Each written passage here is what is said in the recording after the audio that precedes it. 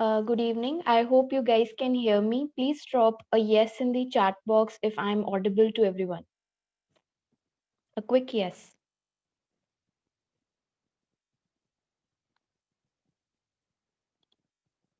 Okay, great. Okay, so we are beginning with the orientation session of Audit and Assurance, also known as F8 paper. So before I start with it, I'm going to just quickly give you an overview of myself that, okay, what's my background and who will be your tutor basically, and how we will go about the audit and assurance lectures throughout the session. So just kindly keep your mics on mute. Okay. So I am a faculty member for ACCA subjects which relate to reporting, audit, and strategy. So what does that mean? That means F7, financial reporting, the audit and assurance F8, and the professional level of these papers, that is SPR and AAA, are also my subjects. And if you talk about strategy, then that is strategic business leader. And I've been working in the field of IFRS compliance, and I'm working with UK small and medium sized entities as an accountant. So that means we are filing the, we are maintaining their books, we are making their final year end accounts, and we are responsible for their tax returns. So that is one part of the job. Another is that few for the medium sized entity, some entities are above that, so we have to comply with IFRS in that case. So the entities which are micro, for that we comply with UK GAAP, and the entities which are quite big in size, for that we have IFRS. So that is my background, and now let us begin with the content of audit and assurance. Okay, now guys, this subject is very interesting in the sense that it is all about examination. So I'm going to type it out here, that what is this audit subject and why you are studying it and how will this help you in future. So what is audit? Audit is the examination of the financial statements. Examination. Okay. Audit is the examination of financial statements. What do I mean by this? Examination of financial statements. There are examinations which we give, right? You've given your 12th boards, you've given your examinations in your colleges, and now you're giving it in ACCA. Now, the person who checks your paper is more or less like an auditor. That's the work of the auditor, a person who checks the financial statement. So I'm talking about layman language here. I'm not talking about the technical definition of audit. Right now, I'm just talking about layman language. That what is audit? Audit is checking the financial statements, examination of financial statements. So why am I checking the financial statements? What do I need to confirm from it? So see, when your paper is being checked, if I talk about ACCA papers, so when they are checked, what is the objective? What they are testing? They are testing whether you've studied well or not, right? Whether you have the apt knowledge or not. So if you go for F8 paper, what they will check is, they will check whether you have studied well for audit and assurance or not, and whether you have apt knowledge for audit and assurance or not, right? And what will they check as an auditor? As an auditor, I'm going to check whether the financial statements are true and fair or not. So that is the objective. You need to test that whether the financial statements are true and fair or not. So that is why audit is being conducted. And why there is a need of audit? Why do I need to check that financial statements are true and fair or not? That is because of one term which you might have heard before, that is the agency problem. Now, what is this agency problem? The conflict between the owner, or you can say the principal, and the agent. So there's always a conflict. So if I tell you that, okay, you have to work for your owner, and it's always that owner is going to look at you with, very suspicious eyes, that whether you are working for what you have been employed or not. So he's going to see whether you're not wasting your time, whether you're not stealing anything from the premises of the office, whether you are not killing your time. So all of that is because there's a lack of trust, a lack of trust. So why am I even talking about this lack of trust in audit? So there are two people here now. One is my shareholder, okay, who is the owner of the business. Who are shareholders? The owners of the company. And who is your controller? The directors, the management. We will do all of this in detail when we will read the corporate governance. So the directors and the management, they are basically the controllers of the company. So when the controllers of the company are different from the owners of the company, someone else owns XYZ company, but someone else is managing it. So there's a controller and there's an owner. Owner is busy doing his own stuff. He's not into the operational field. He's not into the execution field, right? So that is why there's a lack of trust. Because, yes, so there is a lack of trust between the shareholder and the director. The shareholder says that I want maximum shareholder value. I want maximization of wealth. This is what is required by the shareholder. He wants that share price should rise and rise and profit should maximize over time. That is what shareholder wants. Whereas the directors, if you are an employee of any company, do you even care about the company's profit? All you are concerned about is your salary, your bonus, right? So the directors are concerned about their salaries and bonuses, whereas the shareholder, he wants increase in share price so that he can make a capital gain, so that he can make money over time, so that his share price can appreciate, right? So if I bought shares of Reliance company today and that costed me, let's suppose, 50,000 rupees, and now I want that in future the share price should rise as much that I can make a return of maybe 20 to 30%. So I am a very selfish person who wants that, okay, I want the increase in share price so that I can make profits on personal level. So how can a shareholder make profit? If the company will make profit. But what is the goal or objective of the directors? They want just their salaries and bonuses. So that's the reason shareholders are always suspicious about directors' work, about their integrity. So shareholders are always suspicious about the, yeah. So shareholders are always suspicious about the integrity of the directors, due to which shareholders now move to one person. Now let me draw this up.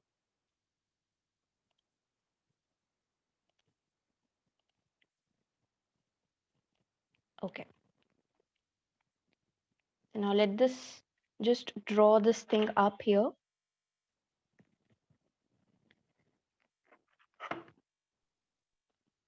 So these are the shareholders who are going to own the company, and these are the directors. Both of them are in conflict. So there's a fight going on between them. There's a lack of trust. They don't believe each other. So that's why the shareholders very cleverly appoint a person, a very suspicious person, who has all the qualities of a shareholder, who has all the lack of trust instilled in himself. So this suspicious nature of the auditor, this person is the auditor. This suspicious nature of the auditor is known as professional skepticism. That is his duty. He is required to be skeptical. He can't work without being skeptical. He can't just believe the directors. He can't just believe the management, that whatever they are writing in the financial statements, because who prepares the financial statements? The controllers of the company prepare the financial statements. So the auditor can't just, casually rely on management and say, yes, you are very good people and I trust you and you've written the correct revenue figure, you've calculated the correct profit. He will go there and question them. And that questioning mind in audit, you will encounter this term that is professional skepticism. Now, this term will have 2 to 3 pages attached to it if you go for the study text or the notes.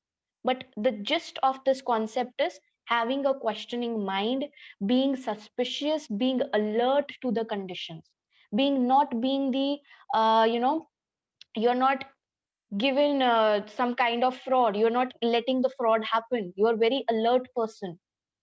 So you keep your all windows of the brain open every time. That's what the auditor does. So the reason the auditor is appointed by the shareholders is because of this lack of trust, which is known as agency problem, due to which this auditor goes to the company and checks the financial statements whether they are true and fair or not. So you can compare this whole process of audit with the, external examination which used to happen in our high school, where before even the boards were taking place, if you are from India, the participant is from India. If so, we had these board exams, and before the board exams, we had this, practicals where the person from external authority, that means that person was not internal to my own school or college. He was coming from somewhere else, and he was, regarded as a very big guest, and everyone was giving him sweets and, asking his favors, that so that he, he approves of you, so that if a person is giving a practical to him, he approves that student. So that's why he was treated as a special guest, because he came from an external authority and he was taking the practical of the student which belonged to some other school. So sort of this arrangement with when done in the companies is termed as audit, right? So that is the basic concept of audit, and I hope that makes sense to most of you here. Okay. Now let us move to the next aspect before I discuss more things about this audit and assurance, because there's a lot to be explained, there's a lot to be discussed. So before that, I will just quickly tell you about the format of your AA paper, so that you are aware that what am I studying and why am I studying and how will I study, right? So for that, I need to know what will be tested in the examination actually. So in audit, you have basically two sections, section A and your section B. In section A, you have 30 marks for the MCQs. You must be surprised, or maybe you have researched before, but in audit and assurance, you don't have 40 marks like other skills paper. Here, you just have 30 marks for the objective type questions. So the MCQs, independent MCQs, not case study based MCQs. So they will have 30 marks attached to it. So 15 questions of 2 mark each would be there. And then in section B, you're going to have 70 marks available, 70 marks available for the subjective type questions. Now, this makes audit and assurance very challenging, and that is the sole reason that the pass percentage of the subject goes down by, you can say, 35% on an average, the global pass rate. But I am happy to announce this, that my students in the previous quarters, they have achieved more than 80% pass percentage. And if you can just visit my YouTube channel and see the student feedback there, there's one video from September session, and there were students who even scored 76, 78, and scores like this in F8, right? So this is our format of the paper. Now I'm going to quickly discuss the key areas, and then I will discuss what all topics will be there in section A and what all topics will be there in section B. So for that, we're going to move to the OneNote and to the whiteboard. Okay, so the key areas of my syllabus.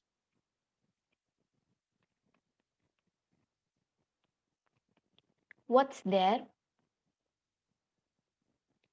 Number one thing which is important for your AA paper, you might not be able to 100% understand the topics yet, but I will try my level best to give you the introduction to each and every topic. So around 40 to 45% of your paper is made up of one topic, which is audit procedures. And this is the most important topic, really, like from the past trend, from the my own experience as a student and as a teacher, I would say that 40 to 45% is, if you know, is coming from this topic, then why not master it? So that means 40 to 45% of my success is for sure. Rest I can just try my level best. So this audit procedure, now what is this audit procedure and what is the background? So guys, audit procedure is the work done by the auditor. Work done by the auditor. So this person who is a synonym for an external person who takes the practical in the high school, the auditor, what work does he do when he actually goes to the company? How do he check the truth and the fairness of the financial statement? How do he check the truth and the fairness? So when we will be beginning with our first content class, even I'm going to talk about what is meant by truth in technical words, what is meant by fairness in technical words. So that is very important. In audit, you need to have correct knowledge about the technical words. You can't just simply, ignore the keywords, because audit is a very theoretical paper, right? So the reason it is challenging is because people don't write the keywords. Now you will say, ma'am, that means I have to mug up the things. That means I have to cram the things. No, not at all. You have to first understand it. And once you will listen to that word again and again in my sessions, in your notes, in your kit, it will automatically be instilled in your mind. How can you even forget that word once you have heard of it 100 times? You won't forget it if you have practiced a lot, if you have given the mock exams, if you have given the assignments which I'm going to conduct throughout the quarter. How can you forget those keywords? So I'm going to first explain the keywords. Don't cram it. Some people have this tendency that they cram the whole subject. Don't do that. You have to understand it, because in the paper, the case study in section B will be twisted. It won't be a direct question. The direct questions are just for 5 to 6 marks. Other than that, everything is application based. And where application based concept arises, I need to know the concept in depth. That's why you need training for audit. Rest audit's syllabus is very easy. If you tend to cram it, you can cram it. But the reason you want training is to understand the concept, right? So audit procedure is basically what the auditor will do to check the truth and fairness. So he have to perform procedures at various departments, like he can perform procedures on payroll, he can perform procedures on non-current assets, he can perform procedures on, let's suppose, the um, depreciation, maybe he'll perform procedures on the amortization, maybe he'll perform the procedures on the revenue. So all of this is really important, and you have to keep this in your mind, that this area is the most important area in AA exam, right? Then the second most important area is the audit risk.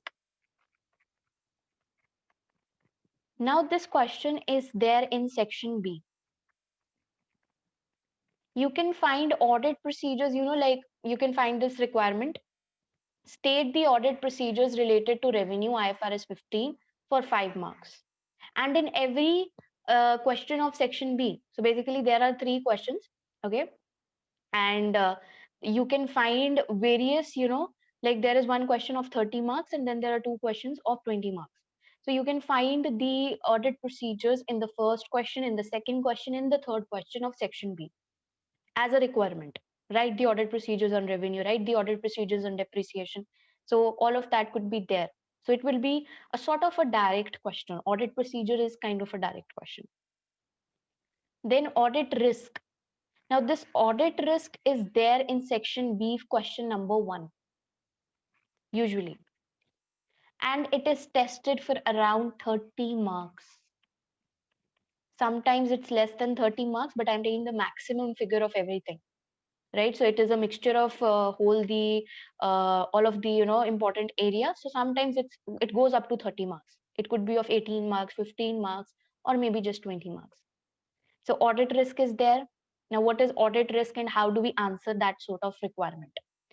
Okay, I'm just giving you a brief idea about this. So before I start with audit risk introduction, I will just tell you the whole audit process.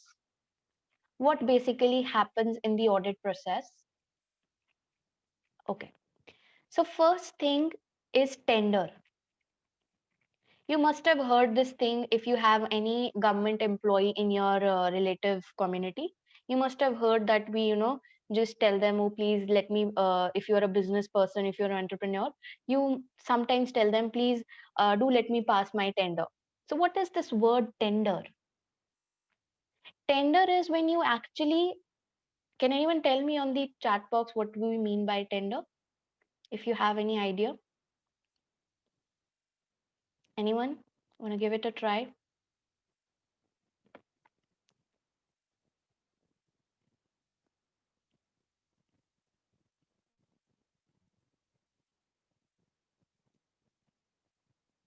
Yes, bidding on a government project, right? So that's the tender which you've heard till now. But what is this tender? This tender is related to audit. So what does the audit firm does?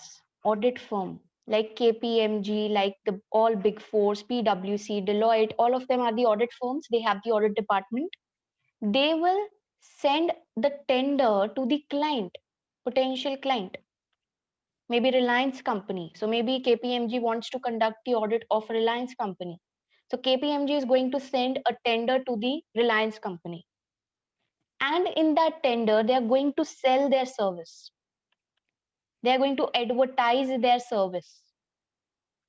So they are going to tell, KPMG is going to tell Reliance that, okay, you need audit services because you are listed. Number one, what is listed when you are there on stock exchange? What is listed when you are there in stock exchange? That means you can issue the shares and raise your funds. That's what we mean by listed status. So KPMG tells Reliance that you need audit because you are listed and you are an Indian firm and we are also Indian auditors. So we will suit you. So in tender, basically you are selling your services. So if I'm a tutor, if I sell my services, if I'm going to make a advertisement and I'm going to talk about how I am a good tutor for you, that would be my tender to you. So I am selling my services. That means I am advertising my services. So when I put an advertisement, that doesn't mean we have a contract. That is just a sort of a tender document. Now, when you want your tender to pass, so when KPMG sent a tender to Reliance and Reliance accepts that tender document, that is a big win for KPMG. Now KPMG will actually quote a price to Reliance if it was a normal service provider. But since KPMG is an audit firm, before sending the quotation, the price quotation, KPMG needs to perform certain procedures. Now, what are those certain procedures? That is the client acceptance procedure. Client acceptance procedure. First, Reliance tested whether KPMG is good for it or not. Now KPMG will test whether Reliance is a good client or not. So now KPMG will perform the know your client procedures, the KYC. Have you guys made your account on Paytm or any other service provider where they have these KYC procedures where you have to give them your passport, maybe your PAN card, Aadhaar card. So all of that is know your client procedure. We are testing their identity. So similarly, KPMG is going to test the identity of Reliance. Is it a good client or not? Is it a, it's not involved in any fraud? What is the what is the past history of Reliance? Have it ever conducted any fraud? Have it been suspected of any fraud? Have it been ever punished? So all of that will be tested by KPMG. Then KPMG will see whether that is KPMG has enough resources to conduct the audit of Reliance.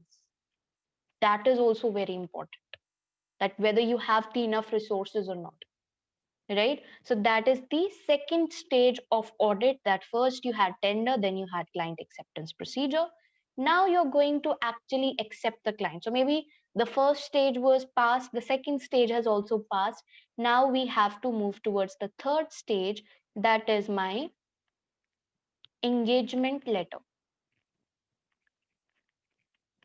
So now this is more like like we have it in our communities, the way the marriages take place. So first you put your inquiry that whether that person is right or not, like how do the arranged marriages happen, and then we conduct the client acceptance procedures, then we see that whether we are good for them or not, and then there's engagement. So this engagement is not the basic engagement which happens in our society, but that is the corporate engagement where you sign a contract. So now you're getting engaged with the client formally. Now both of you are bounded by the terms and conditions of the contract. So there is a contract put in place where you have the scope of audit listed, right? What is the audit happening for? In what time the audit would be done? What is the fee of the audit? What is the basis for the fee of the audit? All of that would be there in the engagement letter, and it will be signed by both the parties, the client as well as the audit firm. Right. So that is the third stage, which you will study during your notes, like when we will follow our notes. Now comes the actual start of audit. Okay, the actual content of audit, the red zone. Planning. So before I even start with the audit as an auditor, so I'm supposing KPMG is the audit firm.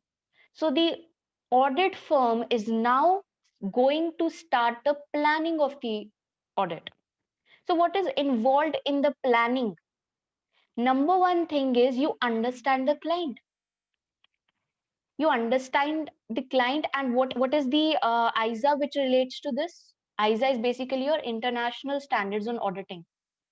So what is the international standard on auditing which relates to the understanding of the client? That is ISA 315. You understand the client and you do the risk assessment. What do I mean by understanding the client? So we are going to now see what are their operations. What are their operations? What are their locations? Which industry do they operate in? What are the laws and regulations which are applied on that particular company? So any law and regulation related to environmental pollution. So if there's any law and regulation, I will have to make sure that that company is not actually crossing those pollution thresholds. Because if that client is passing that pollution threshold, that would mean it is not acting in public interest. It's not a good thing.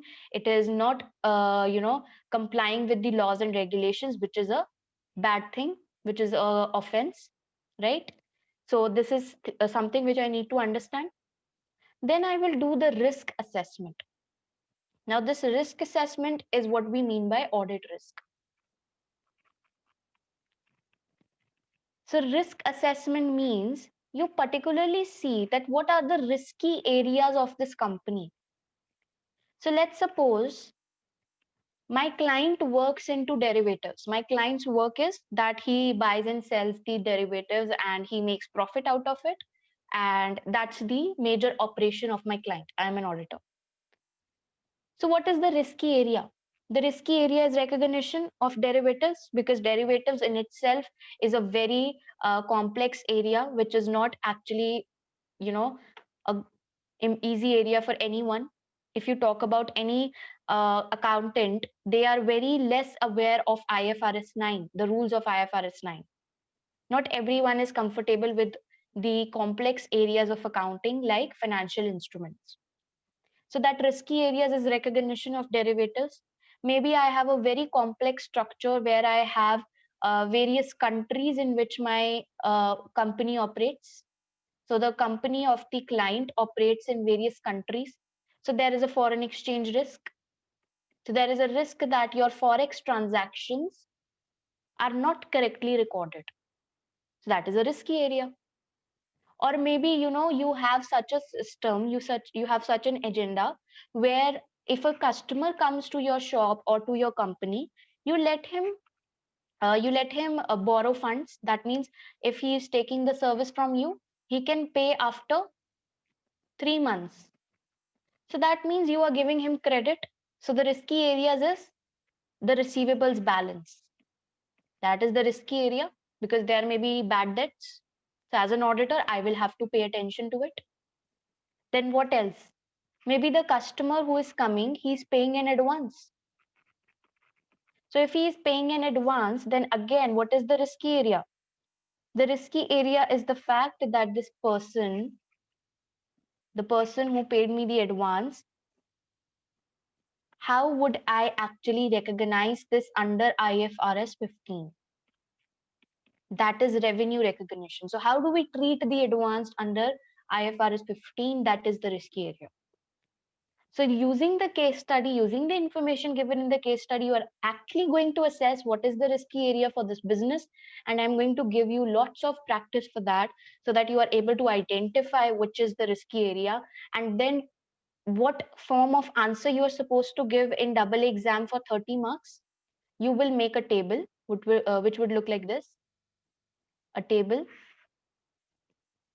Sorry for my bad drawing. Okay. So here you're going to make the audit risk, where you will say that this is the risky area. But what is the utility of identifying a risky area without your response attached to it? So now auditor, he identified that receivable is a risky area. But what is the response of the auditor? That also matters. So in the audit risk question, your first thing about audit risk would be your identification of the risky area, which will give you 1 mark. Then your response to it, which will give you another 1 mark. So as a whole, one risky area with its response is going to give you 2 marks. And in a case study, if it is for, let's suppose, 18 marks, you will have to find 9 audit risk. So this is how the questions are asked in F8 paper. The first question in section B is from area, audit risk. Right? Now, which is the second area which is there? Okay. Sorry, the third important topic of audit and assurance is your internal control. So where was I in the process of audit? Let's see, where were we? We were at the risk assessment phase. I said that first phase is tender, then client acceptance, and then comes the planning stage. And under the planning stage, there is risk assessment. So these are the 3 stages which we have discussed so far. Now moving towards the 5th stage. Okay, we have discussed the 4 stages till now, that is tender, then the client acceptance, then engagement letter, and then comes the planning phase, and now comes the 5th stage. What is the 5th stage? Evidence stage. Now there are a lot of things which come under this evidence collecting stage. And it ranges from performance of audit procedures to the collection of the evidence. Now you must be wondering that what is this evidence which I am talking about? Why do I even need an evidence? I told you that the auditor is a person sent by the shareholders because shareholders don't trust directors. And why is auditor here? What he will do? He will check the truth and fairness of the financial statements, and then he will give an opinion, which is very important to understand. Auditor will give an opinion to the shareholders. He will pass an audit opinion official statement that yes, I feel the financial statements are true and fair. And if it is an adverse case, he will say, I don't feel that the financial statements are true and fair. But whatever statement auditor will pass, that has to be backed up with an evidence, a solid proof. And we call this solid proof as sufficient and appropriate audit evidence. Sufficient and appropriate audit evidence. So whether the financial statements are true and fair or not. If they are true and fair, then we need the evidence that yes, they are true and fair. So you need a positive evidence. If they are not true and fair, even then you need the negative evidence with you. Then only you can pass this official statement, which is known as audit report. So in the fifth stage, you are basically collecting the evidence. And to collect the evidence, you will have to perform certain procedures, which I have already discussed with you. The most important area of AA, audit procedures. Right? And before I start collecting the evidences and conducting the audit procedures, I need to do one activity, that is internal control testing. So before I even start my work, what is my work? To check the assertions. Assertions are basically the promises made by the management. So if the management says that non-current assets are correctly valued, that is the promise made by the management. The management promised me that non-current assets are correctly valued. So as an auditor, I will check the promise of the management by conducting a procedure. But before conducting that procedure, I will see whether the internal controls put in place by the management are strong or not. Now we will discuss that what is basically this internal control and how do we check the internal controls. Okay. Can anyone just give it a try? What is an internal control? If you have studied it before or you have any prior knowledge, what do we mean by internal control? Anyone?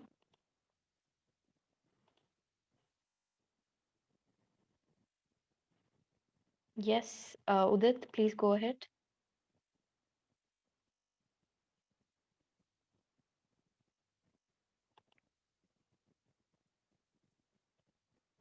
You can unmute your mic and say.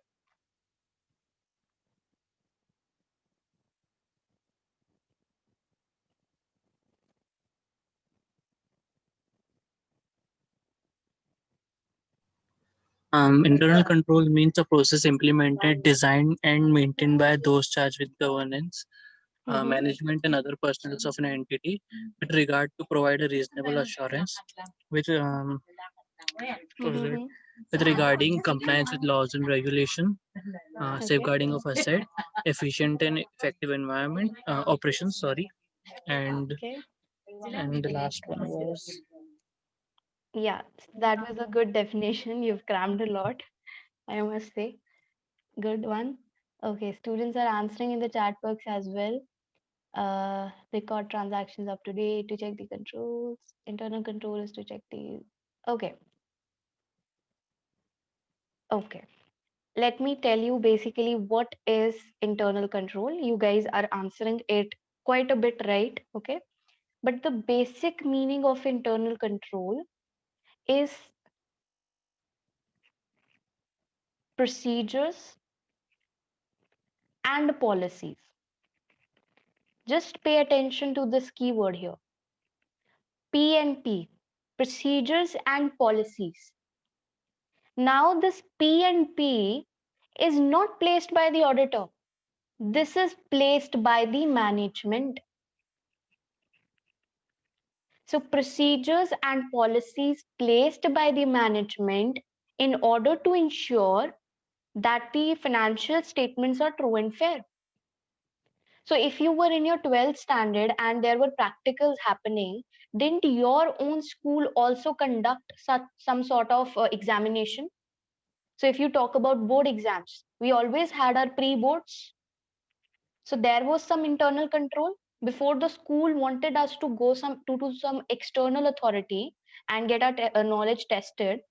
The school took its own examination. That was the procedure and policy of the school to test whether your knowledge is apt or not. Similarly, management has placed certain procedures and policies in order to make sure that financial statements are true and fair. So what is the example of an internal control? Before I get into the, Udit explained it in very much detail, talking about various keywords. But if you take the vague idea of it, because that's what we require in the first session. So what is the vague idea of internal control? If you talk about your biometric system, have you guys ever seen biometric system? If your parents are working or if you are working yourself, where do you mark your attendance? When we go to the office, we have to punch in our thumb, fingerprints, and we have to say that yes, we are present. So that is a policy and a procedure adopted by the company to make sure that all people are attending the office and they are getting their salaries. That means there are no ghost employees. What is ghost employee? Someone who is getting the salary but is not coming to the office. So he is just there in the books. So some people, just to launder their money. What do I mean by money laundering? When you launder your money to maybe avoid your tax, you start paying salaries to various people who don't even exist. So if you talk about, very small, you can say businessman, a small businessman, if he want to save his tax, especially in India, what do these guys do? They commit an offense. They will make certain ghost employees and they will say, oh, we had a revenue of maybe 12 lakhs in a year, and then we paid a salary of 8 lakh to them, and now we are exempted from tax because the profit is just around 1 or 2 lakhs, because there were other expenses as well. So we won't pay tax. So they created a ghost employee who didn't exist, but they showed an invoice. Maybe they paid some fake. They took some fake receipt from their relatives. So that's how they are laundering their money. They are not paying the tax. So to avoid this situation, they have an internal control. By they, I mean the management. They will have an internal control like biometric system, where each employee's attendance would be marked, and based on that attendance, you will be paid your money at the end of the month. Right? So that is what we mean by internal control. Another example of internal control, if you have a room and in that basic room you have a very important asset kept. Let's talk about a diamond. Must be watching movies and they have this thing that a diamond is there in one room and then thief comes and steals it, and then the thief is basic ironically a hero of the movie, right? So this diamond which was kept in that room, have you seen this concept of laser protection, where they have laser security, where they have CCTV footages? So what is this laser and the CCTV? It is an internal control. And as an auditor now, what is my work? My work is not to design the internal control. My work is not implementation of internal control or maintenance of it. As an auditor, I'm going to test, as one of the students said, yes, we are going to test the internal controls as an auditor. As an auditor, I am just going to test the internal controls. How will I test the internal controls? If I talk about the CCTV, as an auditor, I will do a walk-in procedure, walk-through procedure. What is walk-through procedure? When the auditor casually walks into the company without informing them, he's walking in. That's what I'm trying to predict. He just, casually walks through. He never just call them up. He never calls the client that, okay, I'm coming to your premises. He will just give a surprise visit and see whether the CCTV is working or not. That is a very practical test of control, isn't it? If I tell you that a person with a very senior authority should be allowed to authorize bank transactions. So not anyone or everyone should be allowed to give money to the customers or the suppliers. That means the company has a bank account and only a senior person can authorize money withdrawn from that bank account or deposited in that bank account. But if a intern, if a very small level person is able to do this, that means there will be fraud, because that money can be stolen, isn't it? So now the auditor said that, okay, so management said, what is my test of control? Management said that to prevent this fraud from happening, to prevent the money from being stolen, management asked the senior person to sign the documents before the bank transaction happens. So they called up the bank. They said, you won't let anyone withdraw the money unless and until there is a signature by the CEO of the company.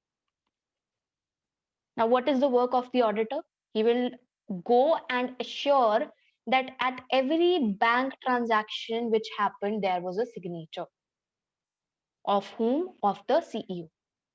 So that is internal control testing. So how the question will come in my exam? I hope now you're clear about what is internal control and what does the auditor do about this. So how will the question come in the exam? They will give you a case study. They will give you facts and figures that this thing is happening in this company XYZ. And now we are supposed to see whether their internal controls are fine or not. We are supposed to test the internal controls. That could come up to maximum of 20 marks. Okay. So how will I answer my question? I will first tell them the deficiency in the internal control. So in every, or you can say in most of the case studies, if they will say there is a CCTV camera placed in the company or at the gates of the company or at the gates of the warehouse. So they will give a deficiency. They can say that they don't work from 5 p.m. to 6 p.m. That is their glitch. That is their mistake. That these cameras don't work from 5 p.m. to 6 p.m. So as a student, as an auditor, what is your work? Your work is to point out this deficiency first of all, which will give you 1 mark. So easy to point it out, right? So, but the reason is this CCTV thing example was very easy. But in this exam, you will find certain, you can say complex parts as well, complex internal controls as well. So for that, I will give you a proper training that how to identify actually that which is the internal control deficiency. You can just identify a deficiency if you know what is the correct thing to be done. So if you know what is the correct thing, the right thing, then only you can identify that what is going on wrong, right? So this is the deficiency that CCTV doesn't work from 5 p.m. to 6 p.m. Then what is your recommendation? That is the second column. What is the recommendation of the auditor? So if something is going on wrong, your recommendation would be the right thing. You will say that it is wrong that the CCTV camera doesn't work from 5 p.m. to 6 p.m. and the recommendation is to get it repaired so that it works 24/7. That is my recommendation. Very logical recommendation. Now, as an auditor, I am going to perform a test of control.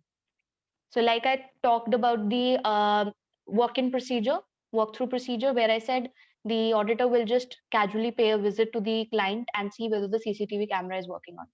The same test of control you will write here, that the auditor will casually visit the client and see whether the this internal control is working or not. That is test of control. And that is basically coming under the fifth stage or process of the audit, which started from tender. It went to client acceptance, then engagement letter, then planning, and in the evidence collecting stage, first we perform the test of controls, then we perform the audit procedures. So how audit procedures and test of controls are interrelated? A very technical bit of audit, how they are interrelated. If your internal controls are strong, then you will perform less audit work. That means you can rely on the management. They have good internal controls. So there is less possibility of a mistake in the financial statements, of a misstatement in the financial statements. But if the controls, internal controls are weak, that means you will have to perform more and more work because now you can't rely on the management because their internal controls are very weak. So that's why we first test the controls and then we perform the audit procedures. And then once we perform the audit procedures, we have certain evidence collected, which we will present in our audit file.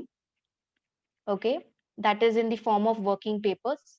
So we will have the evidences in my audit file. And in the last stage of my audit, that is the sixth stage and the last one, that is review and reporting.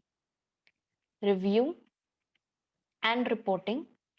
I am actually going to review all the evidences in this audit file. The audit senior will review, the engagement partner, the senior person in the audit team.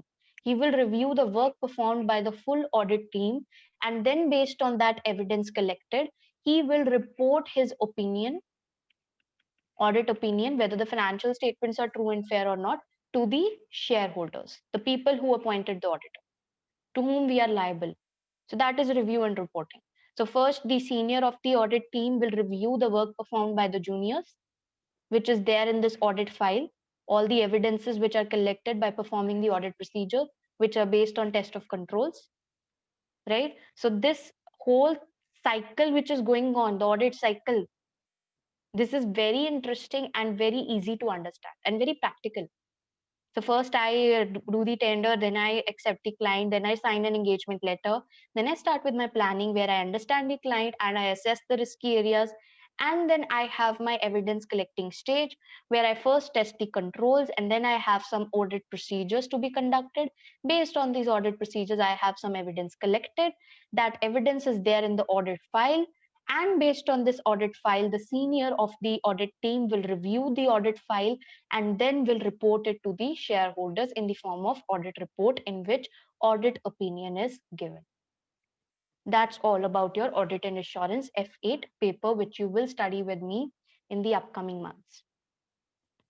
So these are the important areas which are there in section A as well as section B. So what are these areas? Number one is your audit procedures, secondly your audit risk, thirdly your internal controls, and these are the basic areas from which the questions will come. And later on, when we'll be solving the kit or we'll be performing the mock exams on the ACCA platform, computer-based platform, you'll come to know that, okay, there are few areas from which direct questions of like 3 to 4 marks can come up, right? So that is all about your double A. Now let us move to the next thing. Okay, time management. Now, time management is really very important. But what do I suggest to my student is that try completing, like we have 3 hours in the paper, right? So try completing your section A, the MCQs, 15 questions. Try to complete it by, let's suppose, 40 to 45 minutes. They are very basic sort of MCQs, right? You have to choose the correct one. There's no fill in the blank sort of thing like it's there in numerical exams. So you have to just select one option. And for selecting that option, it's challenging because it's theory. They might say which of the two statements are true. So for me to know which two statements are true, I should have a very good conceptual clarity. So give 40 to 45 minutes to those 15 questions of 2 marks each. Okay. And the rest of the time is given to the section B. Now, my personal recommendation is that go for the section B first. That is the subjective part, and then leave the section A until the end, because even if at the end the time is less, because audit is such a subject where time management is a very big problem, and please be warned of this problem from the initial phase itself. So section B should be attempted first, and then the remaining time should be given to section A, because even if I don't have time to read the section A questions, I can just quickly take the answer on random basis. At least I will attempt. Maybe by God's grace, it could turn out to be right. So I can just quickly take an MCQ even if the time is less. But I can't work in time pressure for the section B where I have to write big long answers. So perform section B first and then go to section A. That's my personal recommendation to you. And why students fail in audit and assurance? Because if you want to pass it in the first go, I would say that you should know that why other students fail it and why the pass percentage is less. So number one thing is people don't understand the concepts of audit. They tend to cram it. Okay. That's the biggest reason why people fail, because you guys sometimes try to cram the things. You feel that everything has to be crammed here.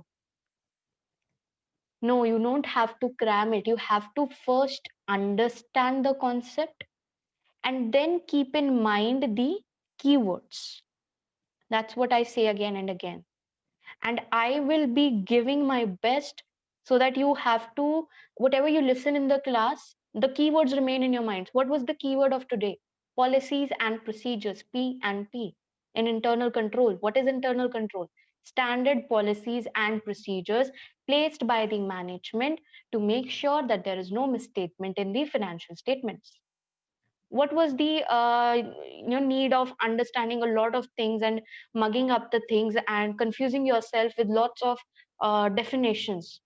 If you just write this much, you'll get the mark if ever they ask you the definition of internal control. And then of course you can add wonders to your definition with examples. You can provide an example of internal control.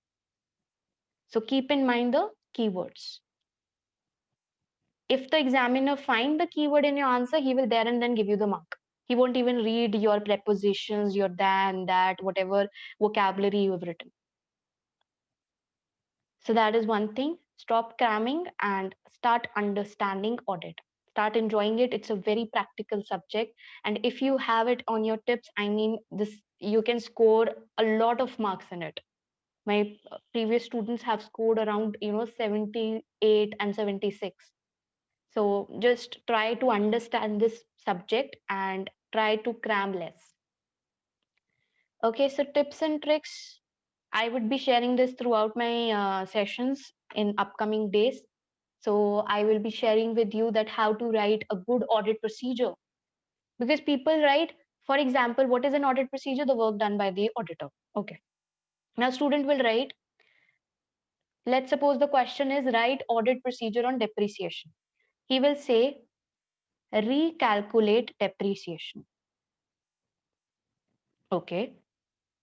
So auditor, to check whether depreciation is right or not, he should recalculate the depreciation himself. That's a very logical audit procedure, but this will just give you half a mark. Each audit procedure is for 1 mark. Here you are just getting half mark. You are not just supposed to write the verb. Recalculation is a verb. You are supposed to write the why. Why auditor should recalculate the depreciation. That is most important. So half a mark for the verb, half a mark for the verb, and half a mark for the why. Why should we recalculate the depreciation as an auditor?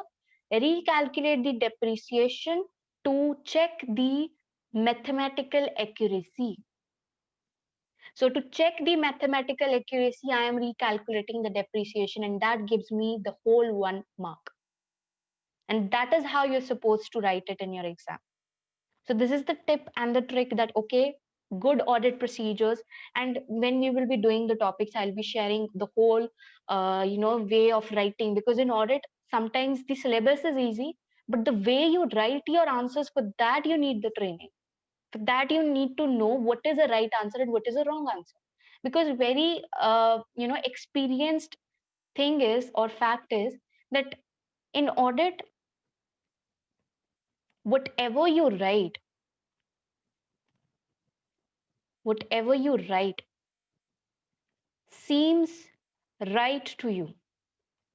And this is a very unfortunate truth.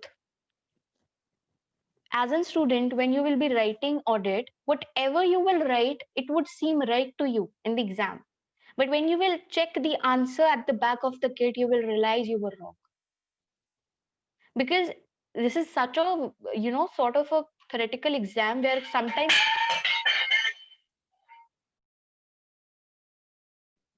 confusion is there, but whatever you write sometimes seems right to you, which is not a good thing.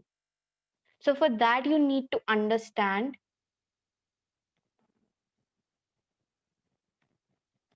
the concept and practice. The more you practice, the more you will realize that what is the right way to answer. And for that, we will follow the BPP kit throughout our sessions. So now I'm going to quickly share the resources which we are going to follow for our upcoming tuition classes. So I hope you can see the screen. These are the notes. Okay. Now, these notes are from ACCA, and these will substitute your BPP study text, and you have to rely your tutor for that. Okay, these are very authenticated notes, and they are actually used for examination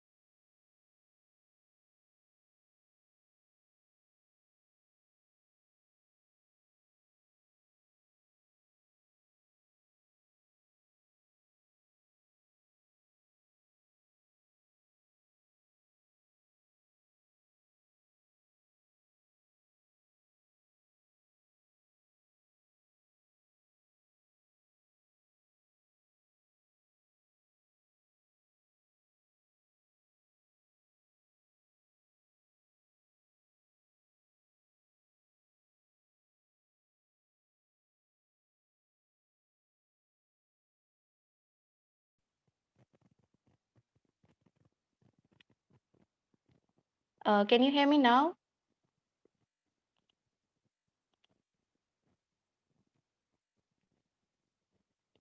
Okay. So I was talking about the notes which we are going to follow. These are the notes. Let's go through the topics and see what we have already done and what is there in our content. So first, it starts with the introduction where they're going to explain certain terms. What is audit? What is truth? What is fairness? Who is an engagement partner? What is an audit team? And how do we conduct the audit? That sort of introduction will be there where they will be talking about certain definitions. Then assurance engagement. So this is a area from which you can get a 6 marker direct question. So this is a very short area which has a content of about 6 marks. Then regulation of auditors, again a theoretical area from which direct question comes up. Then code of ethics. So this is something which we have done in F3, a bit of it, right? Ethics are there. So what are the ethics? The integrity, the PICOP, the this professional behavior, integrity, confidentiality, objectivity, and professional competence. These are the 5 principles of ethics, the moral values which an auditor should have. Then the client acceptance procedures, the one which I just talked about, the second stage of audit. Then the terms of engagement, the contract which is signed between audit firm and the audit client. Then the planning stage. This is what I talked about, understanding of the client, and risk assessment procedures are there. Then internal control system, testing of internal controls, TOC, that is there in this chapter.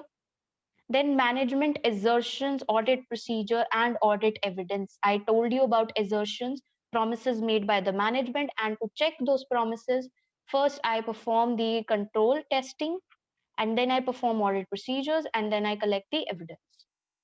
Then procedures on specific areas. These are basically nothing but audit procedures on various areas like revenue, like depreciation, like property, plant, and equipment, like intangible assets, like provisions. So all of these will be there in the 11th chapter. Then the review, which is done by the engagement partner, the senior member of the audit team. He's going to review whether his team did a good work as an auditor or not. Then once everything is reviewed, then opinion is given and reported to the shareholder. Then audit sampling, all of these are very tiny chapters. So you can make a note of it, like from we ended here at 123 page and it just goes up to 174. So many topics have just few pages. That means they're very short topics, topics which we need to cover for one direct question, which will be there for around 5 to 6 marks. So this 5 to 6 mark direct question can come from audit sampling, from this, laws and regulation, documentation, quality control, governance, internal audit, or NPO. So we don't know where from which topic this direct question will come. That's why we are going to cover these small topics. But the most important area is starting from here, planning, going till review and reporting, the core of audit. So we are going to follow these notes, and those of you who have enrolled or who are planning to enroll, you guys will get these notes over the group, and then we'll start. according to our timetable. Now, what is the timetable? Let me tell you that for the upcoming sessions. Okay. The timetable for the March quarter would be we will have the classes on, I guess it was the Tuesday alternate. Yeah.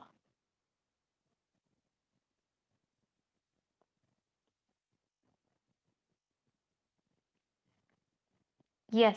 So it will be Wednesday, Saturday, and Sunday. Yes. So Saturday, Sunday, and Wednesday, 3 days a week. And the timings for your AA class would be 6 p.m. IST to 7:30 p.m. IST. And the fee for the enrollment is INR 8,000. Okay. And it includes what all things? Number one, the notes. Number two, the lectures, conceptual lectures. Number three, it includes the kit solving sessions. Okay. And these lectures, which I'm talking about, the conceptual lectures, they would be held live. And the kit solving sessions would be a blend of live and recorded. And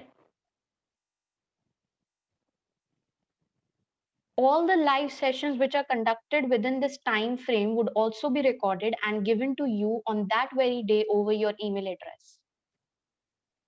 So it will be sent to you over your email address as and when we are done with the class. So once we are done with the class, the recording for that class will be sent to you over your email address. So the notes, the lectures, kit solving sessions, and of course you will have restricted access to that recording. So you can view it as many times, but you won't be able to share that recording. It would be just specific to you. The access would be granted just to your email address. So kit solving sessions and then the assignments and the mocks.